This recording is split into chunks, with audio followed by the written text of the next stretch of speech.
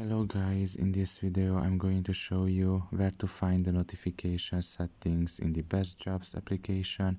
The first thing you need to do is enter the app. Once you are done with that and you are in the home page, you should look at the bottom of your right corner and there you will see your profile. Press on it. And here in this page you can just press on the account settings. And after that is done, you can just select the third option there, which is notifications.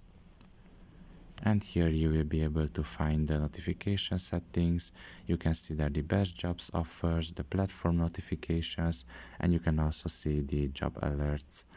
Now if you don't want to have all of these notifications activated, you can just press on unsubscribe from all notifications. But if you want to just deactivate a singular one, like BestJobs offers for example, you can just press on it and deactivate it with a single touch, or just deactivate here one of the other settings related to that one. So pretty much this is all about it. I hope this video was helpful to you. Thank you for listening and see you next time. Bye bye.